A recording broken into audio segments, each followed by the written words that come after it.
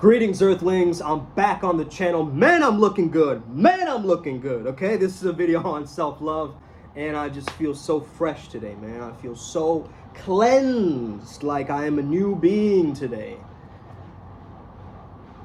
That's how you should feel every day, honestly. Not that you should, but it's, hey, let's just say it's a requirement for you to be a flow Jedi, to feel really, really fucking good every day, okay?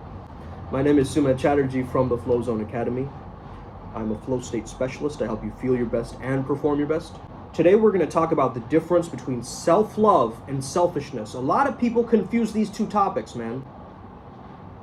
A lot of people think that self-love is being selfish, when actually it's the most selfless thing that you can do. I think people have love misconstrued. You know what I mean? Like poets and writers and all these people try to understand love,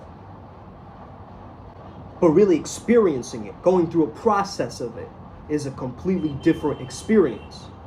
Hey man, also it's not your fault that you're making these mistakes, because society perpetuates these things, right? Love isn't this Hallmark, Disney, Bollywood mixed stew, bro.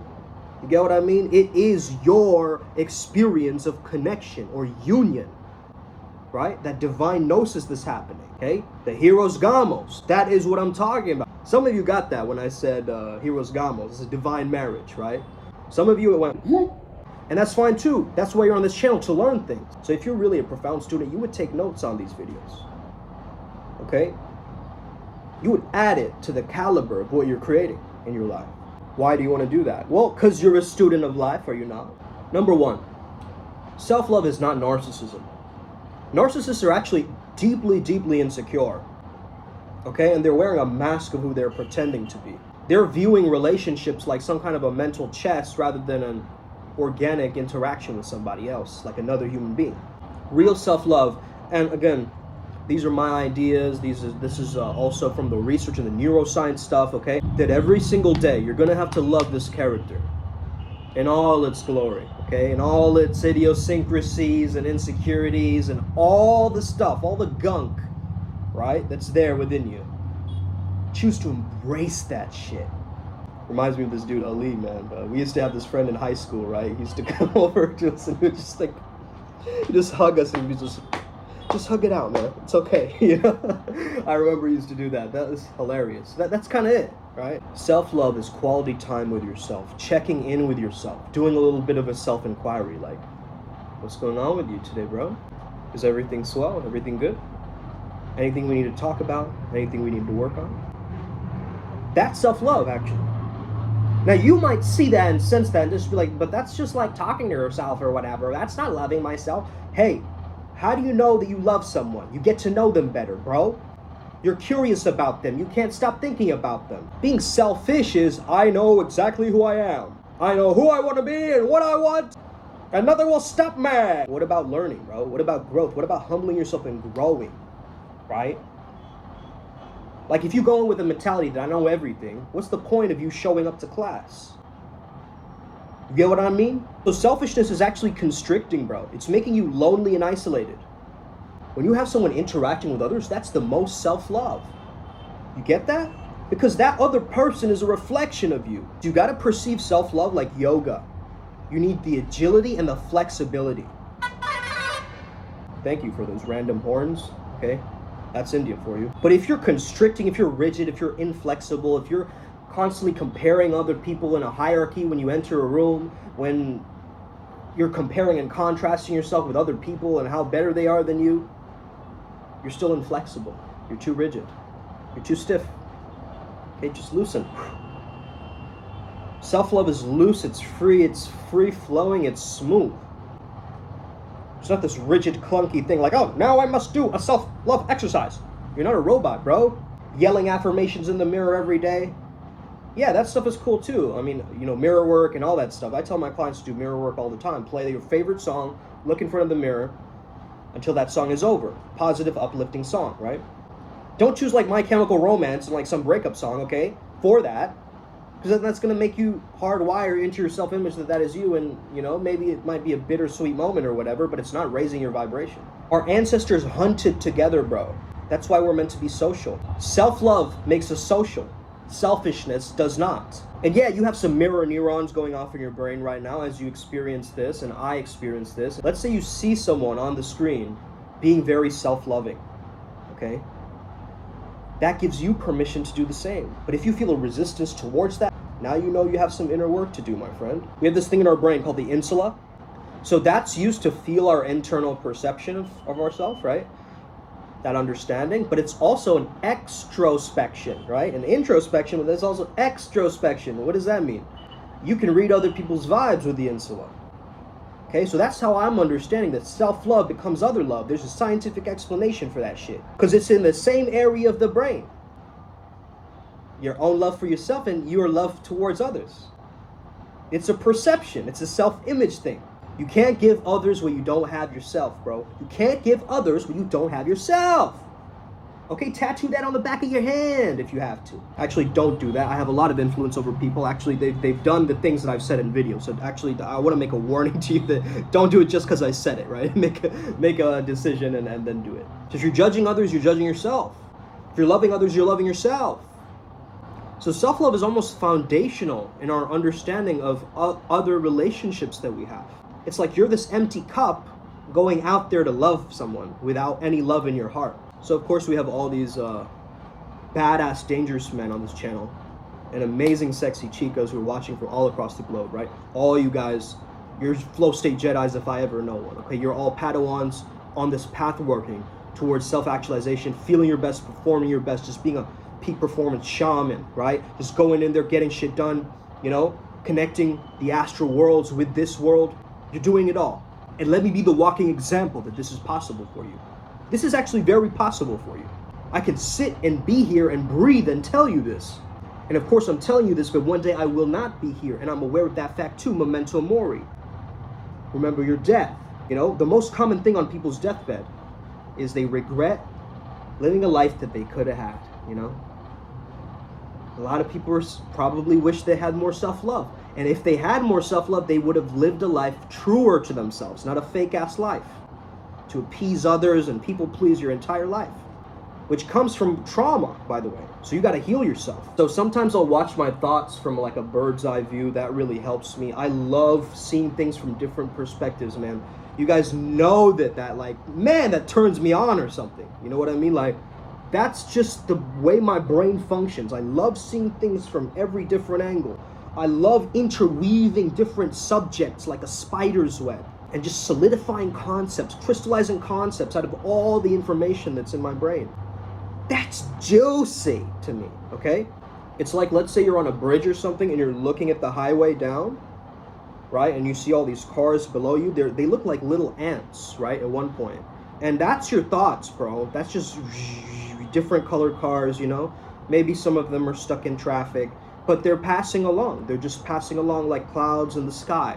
And that's generally a very, very good self-love practice. Why is that a good self-love practice? Because you're becoming more aware of the thoughts that are spinning in your head. And once you shine the light of awareness on a specific area, you have now taken over that territory, okay? You are now the conqueror of that thing. So if you become a master of your own mind, you'll be a master of your own life. All is mind, remember. Okay? Or sometimes I'll imagine in my subconscious mind, and this is true in a lot of myths and stories, that being lost in the jungle is actually you being lost in your own mind, okay? So the jungle or the forest represents your subconscious mind. This is why I find it so fascinating going into nature and spending time in nature, meditating in nature, getting those downloads from nature. Because nature has a lot to teach us about self-love, okay? Look at the way that the flowers bloom based on the natural rhythm of the rain that, you know, pours down and waters it so that it has the sustenance from the photosynthesis of the sun to then shine. How is that not like you blooming as you show up every day, being at your best? Mentally, physically, spiritually, emotionally, energetically. So some of you are probably wondering that, I want to know what love is. I want you to show. Okay, Hey, if you love rock music, you want to explore more of that genre, don't you? If you love rap or hip hop, you want to explore more of that genre, don't you? That's what love is, bro. That curiosity to learn more about that thing. So if you have a curiosity to learn more about you and your own self-knowledge, what is my capability? What is my true potential? That's self-love, bro. So self-love is actually a bridge. It's going to bring you towards greater heights in your life, right? This is why we stress it so much and why it's like a buzzword, okay? All over the internet. Love is to explore into the unknown. It's a quest of endless, infinite void, coming back to the self. I've said it before on this channel. It's an inwards and upward spiral. It's the double helix rolling around each other. Okay, it's the Ouroboros. It is the two snakes coiling around the caduceus. It is that. How do you love somebody you don't know, bro? Are you gonna love a complete stranger? I'm in love with a stripper, okay? Are you just gonna randomly like... You seriously gonna fall in love with the first person that you see at the corner of your eye? Hey, if you're a teenager, I get it. But if you're a teenager, you shouldn't be watching these videos, man. Okay? It's R-rated. This is like watching a really good movie, okay? But you can't watch this if you're, like, still 15 or whatever. I mean, you can. Who's gonna stop you, right? You're gonna do what you're gonna do. But ultimately, just wait till you're 18, man, to watch this content. You know, we talk a lot about this idea of eye candy. Like, oh, man, that person is eye candy, okay? You know what we don't say? We don't say, man, that person is soul candy, right? That person is soul candy, man. You got to be your own soul candy. You get what I mean? That's self-love. You're not making it important enough for you. You're not connecting it to spirit. On a genetic level, you want to feel some level of connection with another person, right? And I get that. It's also important for you to understand when I mention love, I'm not talking about romantic, physical, carnal love. I'm talking about the unification of everything, right? I'm talking about the interconnectedness. That is the quality of love itself. Self-love is a self-unity. It's a self-yoga. It's a self-rekindling with who you actually are, your core essence. The word divorce, right? You say when you separate from someone, right? That's not love anymore. Okay? It's a divorce. It is a separation. It is a breakup. It's a distancing. Now that the love is gone. By the way, I just got a preview for my new song, Priest Beast. Oh man, I'm gonna play a little bit here. Priest Beast, they can't clone me, cause I'm too real. Every day waking up, feeling so real. Firepower. Okay, it's amazing. Thank you to Zay for his mixing skills, and that's his beat as well. He produced that beat. Guys, we have the Matches into Dates program. 5 days, okay? 5-day challenge. May 15th, that's coming up soon. Also, we have the Adepts program every month for $99 as well. If you really want the closest coaching to me, that's the best way to do it, man. When you're selfish, you conclude things about yourself, right? You're like, oh, that's not for me. Oh, I would never do that. It's not this flow state, timeless exploration, like, let me open my heart and my mind a little bit. I don't want to just be indoctrinated by what I grew up around, you know? Comparing like a bland, like blah wallpaper, compare it to mine. Compare it to my wallpaper back there. That right there is self-love. One single monochromatic tone. That's not self-love. Self-love is color. It's possibility. It's this expansiveness energy. Because it can become so intense and modified, love can flip its polarity like a coin. Heads to tails, love to hate. So it has an energy to it. It has a spark to it. If you're hating yourself, you actually have to understand you're on the other side of the coin, and you can actually flip from tails to heads or heads to tails, right? You can make that change. You can make that change, but it starts with you. It starts with you knowing that you actually have a choice. Yes, maybe the outside circumstances are saying that you can't do that, or no, that's not right, or, you know, stay in your lane, or maybe just stay in your box, you know, stay confined to where you are. But whenever you have a vision and a mission in mind, man, you're going to get tested, you're going to get challenged, but you got to keep moving forward. You got to find different approaches. You got to dodge and weave like a flow state ninja, a flow state Jedi, okay? You got to do this. You know what I do? I catch myself off guard, right? Why the fuck are you complaining? Huh, Mr. Bollywood? Are you really going to sit here and scroll reels when you got a beard like that, bro? You know how some people try to play it cool, right? And they over-exaggerate and they do things that just aren't them. Well, a lot of times I see YouTubers doing that, right? They're kind of like Hey there guys, welcome back to my channel, right? They try to push this thing out there, like this fake kind of voice of like pretension, or this pretend voice, okay? It's almost like, you know how some people put on the voice of like a commentator or a politician, like they all have this voice, right? And it's this trope. It's just become a trope that the YouTuber has to be this like goofy dancing monkey. I say that's not self-love. I say that's an insecurity. One sign that you're not in your self-love is you're not being relevant to anybody.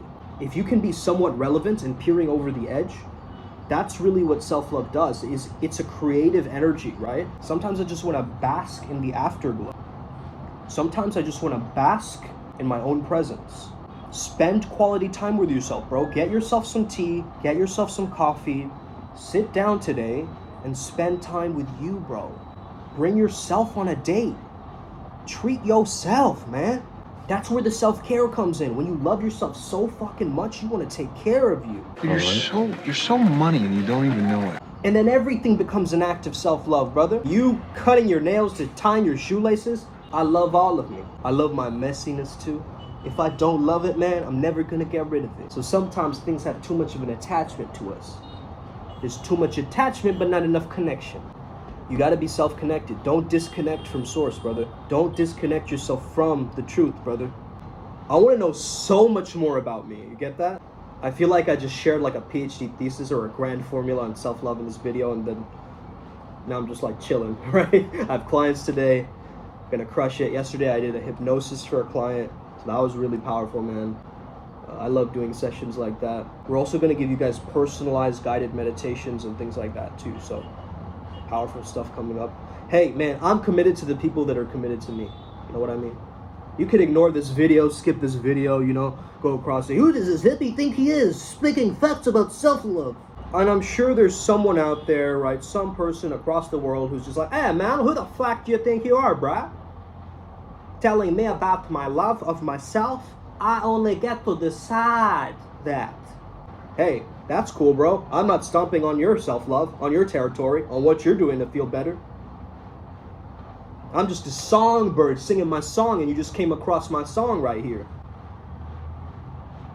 And yeah, the cats are gonna... I'm gonna keep singing. I'm gonna keep on singing, baby. Okay? Sometimes you just gotta be like the mask. You get that, bro? Somebody stop me! Okay? That's self-love, okay? That's my self-love. It's unstoppable. Let's get it. Upward spiral gang. May we never be the same again. I love y'all. That comes from my own love of myself, okay? Don't be selfish. It's not doing you any good. Flow namaste. Namaste. We all got this. Upward spiral. Gang, gang!